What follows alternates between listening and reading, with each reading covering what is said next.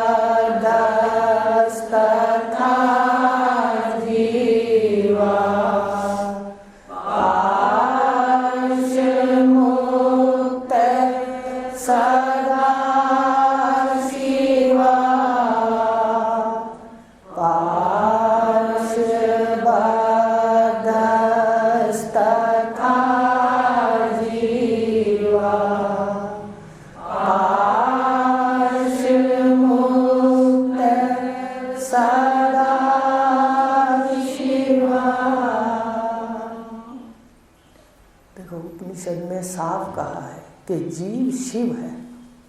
देखो कितनी बड़ी बात है। एक साधारण आदमी को कहो तो कहेगा जीव शिव है, मैं तो शिवलिंग की पूजा करता हूँ। तो शिवलिंग शिव का लिंग है, प्रतीक है, समझ रहे हो। और शिव का कोई आकार निकलती ना, शिवरात्रि तो आपको थोड़ा बता देते कि शिव का अपना कोई आकार नहीं, अंगूठे की तरह, एक ज्योति की तरह शिवलिंग का माने चिन्ह। तो ये जो शिवलिंग है ये कहा कि आत्मा शिव है। शंकर ने कहा पार्वती और शंकर तीन गुण उनमें से। और आपने आरती में देखा है प्रणव अक्षर के मध्य तीनों ही एका। जो प्रणव अक्षर है ओम, ठीक है, शिव, उसके अंदर ये तीनों हैं, ब्रह्मा, विष्णु और महेश। तो शिव स्वरूप आत्मा है। उपनिषद कह रही है कि शिव आत्मा का स्वरूप है, आपका स्वरूप है। और शिव के हाथ में त्रिशूल है, शिवलिंग के पास त्रिशूल लगा होता है। कल भी पूजा हुई है वहाँ वैद्यनाथ मंदिर में, तो बता रहे थे, तो मुझे लगा कि बिल्कुल सही तो है। तीन गुण का त्रिशूल शिव के हाथ में, आत्मा की शक्ति है, आत्मा की महिमा है, सत्य, रज और तम, और सृष्टि की उत्पत्ति। तीन से सृष्टि की उत्पत्ति है। और सारे शूल हैं, जो त्रिशूल कितना तेज होता है, तो तीन गुण। अगर हम गुणों की बात भगवान का कहना मानकर नहीं चलते, भगवान ने गीता के अंदर गुणों से बचने के लिए एक ही बात कही है, आप पढ़ते हो तन्मय होकर पढ़ा कर। अगर हम तीन गुणों की भगवान की बात नहीं मानते, त्रय गुण विषया वेधा निस्त्रा गुण भव अर्जुन, साक्षी हो जाओ, तीन गुणों के साक्षी, तो त्रिशूल से बच जाओगे, शिव स्वरूप में बैठोगे। तो तीन गुणों का जो ये त्रिशूल है, ये सारे ही सृष्टि के अंदर शूल किसको कहते हैं? चुभता है ना शूल। तो 3 गुण क्या है? सबको चुभते हैं। देखो सारी सृष्टि के अंदर दुख किसका है? गुणों का है। सबसे ज्यादा गुण वृत्ति विरोध दुख है। गुणों का जो आपस में वृत्तियां उठती हैं, आपकी गुणों से वृत्ति उठी, मेरी गुणों से वृत्ति उठी, आपस में टकरा गई, सबसे ज्यादा दुख कहा है हमारे शास्त्रों के अंदर इसको।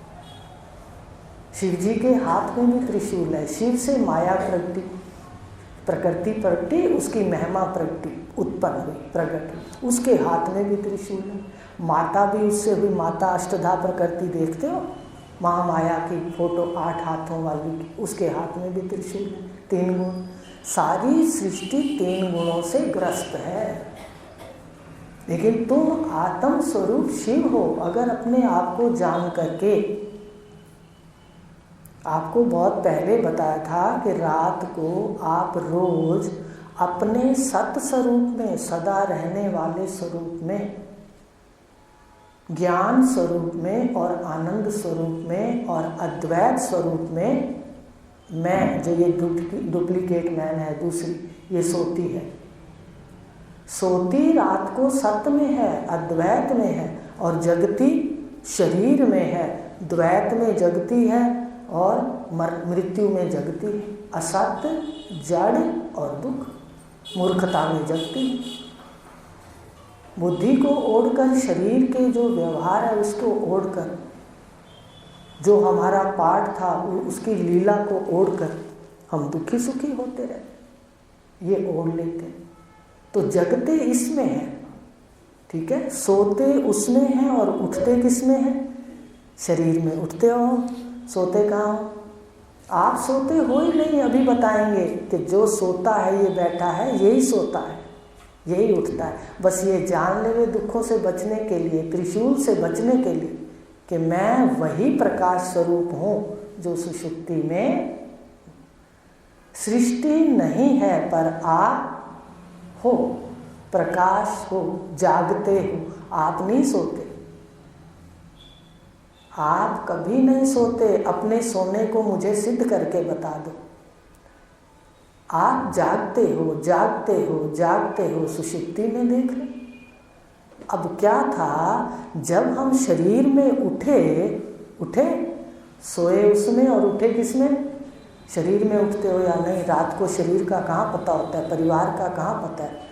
जो अपने बैंकों में पड़ा है उसका क्या पता है? रिश्ते नातों का क्या पता है? देखो कितनी विलक्षण माया है। पहचान करा रहे हैं अपने को सिंह। तो कहा कि किस प्रकार जो जीव है ये मैं है, सोती तो वहाँ पर है अपने असली स्वरूप में, और आप उसके भी प्रकाशक हो। आप नहीं सोते, आप जागते हो। सुबह कहते हो मेरे यहाँ सुषुप्ति आई, मेरे को आनंद आया, पर वहाँ तो कोई चीज़ नहीं थी। आनंद किसका था वहाँ? आत्मा का। जानते हो ये बात? तो कहा कि हम जागते हैं, जागते हैं, इस बात को पकड़ लेना। आज शिवरात्रि के उपलक्ष्य में आपको भी बता रहे हैं कि जागते हुआ स्वरूप आपका है। अब नचिकेता को ये यमाचार्य ने कहा था, ध्यान से, जागने वाली बात पता चल गई कि सारी सृष्टि सोती है, वो आपका जागने वाला स्वरूप है, प्रकाशक। अब नचिकेता को यमाचार्य ने कहा, मृत्यु के देवता ने कहा जाओ जाओ सबको कह दो मैं मरे ना। क्या करें? अपने स्वरूप को जाने, उठें, शरीर में उठते हो और जाग जाओ। उठो और जागो। कहा उत्तिष्ठित जागृत प्राप्य वरा निबोधित। उठो और जागो। हम उठ तो जाते हैं इस शरीर में, पर जागते नहीं। जागने वाले स्वरूप में स्थित नहीं रहते। जागते कहाँ हो आप? जब सारी सृष्टि सो जाती है तो आप जागते हो। भगवान ने भी गीता के दूसरे अध्याय में कह दिया, जहाँ सारे भूतों की रात है वहाँ जागना है, लेकिन जहाँ जाग रहे हैं हम वहाँ से सोना है। तो सुषुप्ति में क्या है? प्रकाश है। वो है आपका जागना स्वरूप, और ये है आपका उठना। उठो और जागो। उठ करके आप सृष्टि का मन से लय करके अब व्यवहार करो। आ रही है मेरी बात समझ? किसी दिन तो आ जाएगी, इसने रोज कहना है आपको, कभी ना कभी धीरे धीरे आ जाएगी समझ। तो इस प्रकार शिव स्वरूप हो, सदा रहने वाले हो, तुम ही जिंदा हो, तुम ही जागते हुए स्वरूप हो। ये सृष्टि कभी है कभी नहीं है, पर माया के हाथ में है त्रिशूल। याद रखना, वो बार बार खंजर कहाँ आता है या नहीं बताना। शिव से माया प्रकट हुई, त्रिशूल परमात्मा के हाथ में, उसका आश्रय है, आश्रय परमात्मा है। पर माया प्रगति तो माया के पास भी वही त्रिशूल 3 गुणों वाला है। तो उठो और जागो, ध्यान देना। उठते तो शरीर में है और जागो अपने सत्य स्वरूप में, प्रकाश स्वरूप में, जहाँ सृष्टि सो जाती है और आप सदा जागते हो। इस तरह अभ्यास किया करो। तो आज था, अभी हमने मंत्र भी सुना कि अगर ये बंधनों से जकड़ा हुआ है तो जीव है, यही शिव। और अगर बंधन छुड़ा दिए इसने, मैंने, तो यही शिव है। और बंधनों में है तो यही जीव है। और वही बंधन आपको पढ़ा रहे हैं। पहले 3 शरीर का बंधन, बंधन माने शरीर इसको बांधते नहीं है आत्मा को, पर हम आरोप कर लेते। हम ही शरीरों को पकड़ के रखते हैं, हम ही 5 कोशों को पकड़ के रखते हैं। ये तो बेचारे जड़ हैं, ये तो कुछ नहीं बोलते। ये चेतन ही सारी गलतियां करता है, चेतन ही इसको पकड़ता है। तो इस प्रकार आज देखो, हमें इन बंधनों से छुड़ाने के लिए शिव स्वरूप हो आप ज्ञान स्वरूप हो, आप प्रकाश स्वरूप हो। तो कहा कि ये जो आत्मा है ये सच्चित और आनंद है, शिव स्वरूप है। तो ये 5 कोशों से ढकी है। आरोप है ना, बता, बंधन कहा ना, बंधनों से है तो जीव है ये चेतन। और अगर बंधन इसने छुड़ा दिए, कोश इन सारे आरोपों को उतार दिया, तो ये शिव है। तो इसमें पहले 3 शरीर बताए थे आरोप, फिर अपवाद कराया था, उतारे थे, मैं नहीं, मेरे नहीं, मैं कौन हूँ इसका दृष्टा। अब 5 कोश हैं जिसमें आज आनंदमय कोश पढ़ाना है। आनंदमय कोश कारण शरीर का है। स्थूल शरीर का 1 कोश अन्नमय, सूक्ष्म शरीर के 3 कोश प्राणमय, मनोमय और विज्ञान। अब कारण शरीर का 1 कोश आनंद। ठीक है, तो अब आनंद में, कारण शरीर में क्या है? आनंद। मैं इसलिए कहा कि वो मिला हुआ है। सुषुप्ति में कारण शरीर है, सुषुप्ति में कारण शरीर है, और कारण शरीर में आनंद ही आनंद है। पर सुबह उठ के कहते हैं मुझे आनंद आया। क्यों कहते हैं आया? क्योंकि वहां पर अज्ञान है, अज्ञान सहित आनंद जो है। देखो, आनंद तो अपना था, कहीं से आया थोड़ी था। बताइए, कहीं से आया हो तो बता दो। तो आनंद जो है वो सृष्टि का लय था सुषुप्ति में, और आनंद अपनी आत्मा का। लेकिन अज्ञान है इसका, इसलिए सुबह उठ के कहता है कि मुझे सुषुप्ति से आनंद आया। सुषुप्ति से आनंद नहीं आया, आनंद इसका अपना है। इसलिए जो अज्ञान, ना जानकारी से मिला हुआ आनंद है, उसको कहा आनंदमय कोश।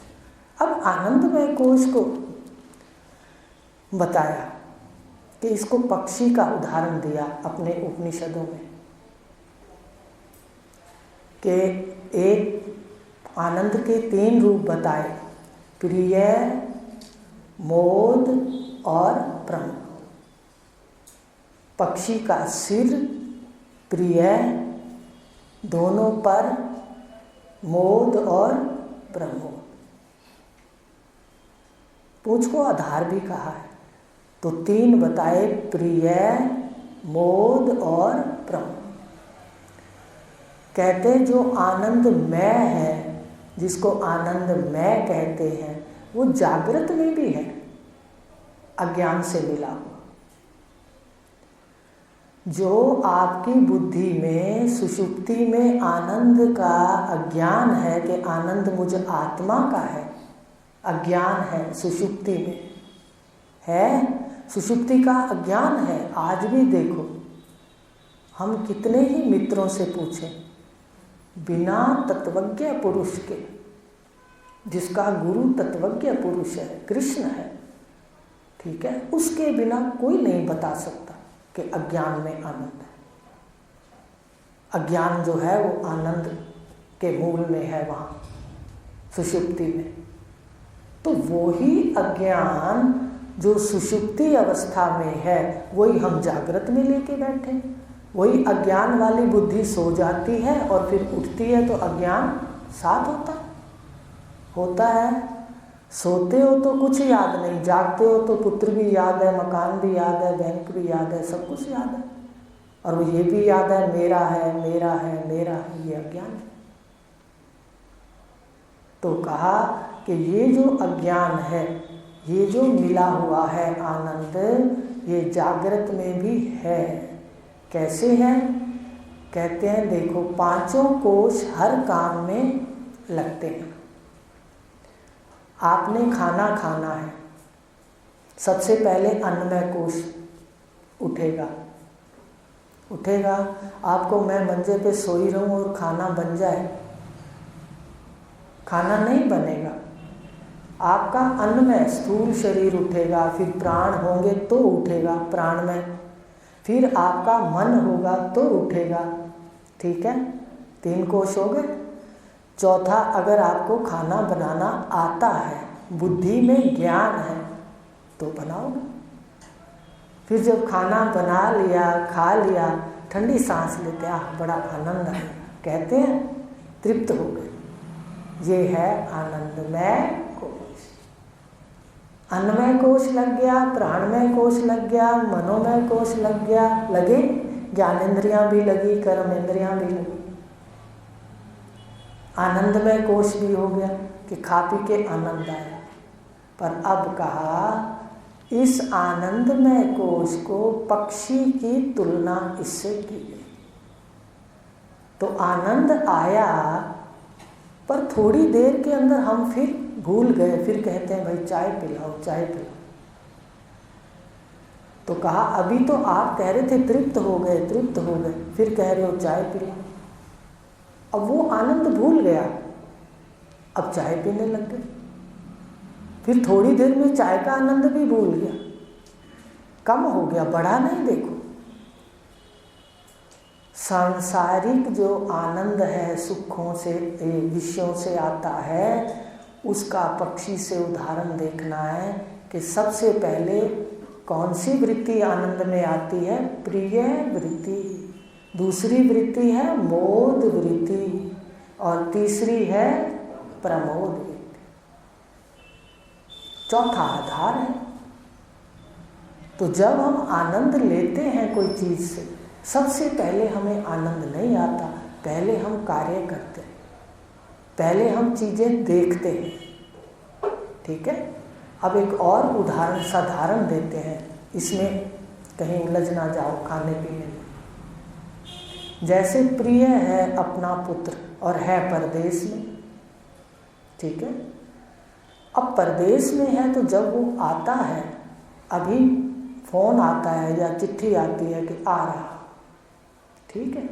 अब सिर्फ उसके आने की बात हुई तो हमारा मन खुश हो गया, हमने तैयारियां शुरू कर दी। अब वो उतरा, घर आया, हवाई जहाज से उतरा, गाड़ी से आया, घर आया, जैसे उसको देखा, वो जो खुशी पहले थी आएगा, वो खुशी और बढ़ गई। उसके बाद उसको गले से लगाया, उसमें पैर छुए, आशीर्वाद दिया, चाय वगैरह पिला के बिठाया। उसके बाद ये वृत्ति कौन सी है? जो हमने उसको खिलाया पिलाया, गले लगाया, पैर छुए, ये है प्रमोद, और बढ़ गई, सुख और बढ़ गया। आने की सूचना से सुख बढ़ा, सुख आया। सामने देखा और सुख आया, उसको भोगा, उससे ज़्यादा सुख आया। उसके बाद बस शांत, आप अपने उसमें चले गए, साधारण हो गया, आपने वो कार्य कर दिया। तो संसार की जो आनंद मैं क्यों कहा, ये मिला हुआ है। आनंदमय कोश का अर्थ है आनंद आएगा पर विषयों में भोग के कम होता जाए। समझ रहे? तो इसलिए इसको मैं कहा। संसार का कोई भी आनंद है, सुख है, विवाह है, देखते हो कैसे विवाह है, फंक्शन है, हो गया भाई, दुल्हन आ गई घर के अंदर, ठीक है। उसके बाद क्या हुआ, वो सब कर लिया जो भी रीति रिवाज हैं अपने कुल के। उसके बाद शांति, वो जो सुख पहले दिन था, फिर जो मिला बहू से देख के, बेटे बहू को, उसके बाद वो सुख क्या होने लगा, कम होने लगा। ये जो सुख संसारी है ये कम होता है, पहले बढ़ता है और फिर कम होता है। इसको कहते हैं आनंदमय कोश। लेकिन एक जो परमात्मा से प्राप्ति का आनंद है, अपने घर में जाकर जो सुख शांति है, वो आनंद बढ़ता है। ये संसारी घटता है और वो आनंद बढ़ता है। तो इस प्रकार कहा, उसको आनंद स्वरूप का ध्यान देना। संसारी सुख के पक्षी का उदाहरण दे करके इसको क्या कहा, आनंद में मिला हुआ है। ठीक है, अगर पुत्र नहीं आता, बहू नहीं आती, विवाह नहीं, तो अपने उतना सुख, उतना आनंद नहीं लेते। लेकिन प्राप्ति के बाद, उसको भोग के बाद, मान लो कार लेनी है, जब आ गई, हमने सैर कर ली, फिर वो मिट्टी उसके ऊपर डलती रहती है। ये बात सही? ये घटता है, इसलिए इसको आनंद में कहा, मिला हुआ है। कोई सामने है तो आपको आनंद है, कोई लक्ष्य आपने रखा है संसार का तो आनंद है। उसके बाद ये आनंद क्या होगा, प्राप्ति के बाद घट जाए। और जो परमात्मा का आनंद स्वरूप है अपना, वो जैसे तुम एक बार देख लोगे, उसके बाद बढ़ेगा। जो लोग योग लगाते हैं और अपने आत्म स्वरूप में चले जाते हैं, वो बार बार योग लगाते हैं, उनको बहुत आनंद आता है। वो सृष्टि को भूलना चाहते हैं, बार बार योग लगाते हैं, बार बार योग लगाते हैं। और ज्ञानी क्या करता है, वो बिल्कुल जानकारी करके, जैसे अभी बताया, वो इसकी सुषुप्ति कर देता है। समझ रहे हो? वो बैठा होता है दुनिया के सामने, व्यवहार करता है, पर वो इसमें केवल अभिनय करता है। देखो कितने एक्टर हैं, आते हैं जो नाटक करते हैं। मान लो शाहरुख खान ही है, अमिताभ बच्चन जी हैं, वो कितने के पति बनते हैं, कितनों की संतान बनते हैं, कितनों के माता पिता बनते हैं। नाटक यहाँ करते हैं और जागते अपने स्वरूप में हैं। अगर वो नाटक खत्म करते हैं तो सीधा सामान उठा के कहाँ जाते हैं, अपने घर जाते हैं। कोई कह दे कि अभी तो आप मेरे पति थे, मेरे घर चलो, तो तंग आके कहेंगे जी मुझे वहाँ पुलिस में आपके लिए FIR दर्ज करानी पड़ेगी। है ये बात सही? यही होता है। फिर जो यमराज है उसके पास FIR जाती है कि भाई ये तो आता नहीं, कहता है मेरा पति है, मेरा घर है। समझ रहे हो मेरी बात? तो फिर उसको उन्होंने कह दिया, गुरु नानक देव जी ने भी कह दिया कि वो यहाँ से जाएगा तो हाथ मरोड़े तन कपे स्याह होया सेत, और माया की खींचातानी में रहेगा। ये तो उसका है ही नहीं कुछ अपना। यहाँ तो हम अपने समय को सुंदर उपयोग करें। 12 घंटे जागते हो, ध्यान देना, 8 घंटे सोते हो, सुषुप्ति होती है। 12 घंटे तो कम से कम जागते हैं हम, ज़्यादा चाहे जागते हो, बाकी 10 घंटे सुषुप्ति हो गई, निद्रा हो गई। तो इस 12 घंटे के अंदर हम बहुत अच्छा कर सकते हैं, तन का, मन का, धन का। तो इस प्रकार कहा कि तुम आत्मा हो, ध्यान से देखो, इन देहों को, कोशों को अपनी मैं में आरोपित कर लिया कि मैं ही प्राण हूँ, मैं ही कर्मेंद्रियों का करता हूँ, मैं ही ज्ञानेंद्रियों वाला देखने वाला हूँ और मैं ही आनंद भी मेरा है। तो आनंद स्वरूप आप हो, पर जब सारे छिलके उतार दोगे तो आनंद स्वरूप है। और फिर विषय वासना के सहित आनंद लोगे तो आनंद मैं है। आनंदमय कोश तो सब रोज है, बताया ना अभी। हर काम करते हो उसकी पूर्ति हो जाती है, उससे जो सुख है उसको कहते हैं आनंद है। जगत की बड़ी लीला, चेहरे बदलते रहते हैं, काम वही के वही। बच्चे पैदा हो गए, उसका पहले बेटा हुआ, फिर पोता हुआ, फिर परपोता हुआ, कोई नई बात हुई? अगर ध्यान से देखें तो आता है तो सृष्टि के अंदर हो रहा है, इसमें तुम क्यों इतना डूबते हो? डूबोगे तो नाचोगे और ना मिलेगा तो जगह जगह रोगे, समझ रहे?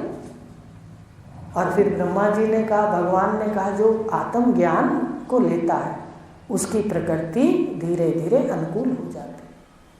आप उपनिषद उठाओ, फल श्रुति है सारी, ये मिलेगा, वो मिलेगा, वो मिलेगा, और मिलता भी है। तो बिना किए ब्रह्मा जी ने कहा तुम सिर्फ श्रवण करो और अपने मन को साफ करो। आप मन साफ ना करो, आपको मैंने मन साफ नहीं करना, आप कॉपी पर लिख लो, पर सुनो बिल्कुल नियम से, संध्या नियम से करो, घर पे श्रवण स्वाध्याय नियम से करो। आप ना चाहते हुए भी अपने घर पहुंच जाओ। आप लिख लो ये बात, सिर्फ पुरुषार्थ इतना ही करना है, सुनने का। तो बताया कि सांसारिक सुख की तुलना एक पक्षी से की गई, लेकिन सांसारिक सुख घटता है और उसको आनंद मैं कहा, और आनंद स्वरूप आत्मा है। तो फिर सुषुप्ति में आनंद स्वरूप क्यों नहीं कहा? क्योंकि अज्ञान आनंद के साथ है। और जब आप अपने स्वरूप को जान करके, केवल अपने स्वरूप को जान करके अपने स्वरूप का साक्षात कर लोगे अंदर गुफा में, अभी कल बताएंगे, आज कोश बता दिए, कल गुफा में बताएंगे कैसे इसको देखना। जब साक्षात करोगे तो आपका मन बार बार करेगा कि मैं अपने सत्य स्वरूप को याद करूं, मैं अपने गुरु के शब्द में स्थित हो जाऊं। फिर यहाँ आओगे, बाहर सब कार्य करोगे, पर आपको लगेगा ये सच्चा नहीं। लगेगा एक दिन, आप सुनते जाओ, क्योंकि सच्चा है ही नहीं। यहाँ तो पार्ट है, इतना सुंदर पार्ट करना है जैसे नाटक होता है।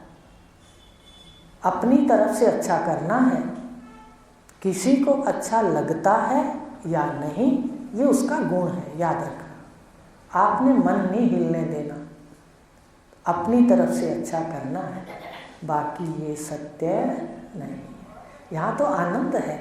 आप जितने दिन यहाँ हो सराय में अपना अच्छा कर लेना, तो इस प्रकार आनंदमय कोश सारा दिन हर कार्य के अंदर रहता है। उसके क्या लक्षण है कि भोग के बाद आनंद जो है वो कम होता है।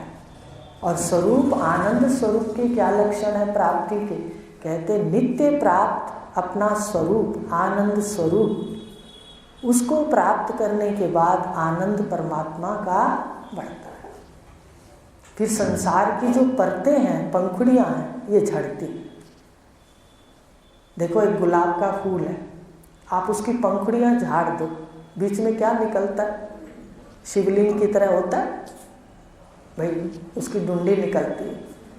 ऐसे आत्म स्वरूप जो है, शिव स्वरूप आत्मा, वो इन पंखुड़ियों से ढकी है। तो आनंदमय कोश केवल अज्ञान है।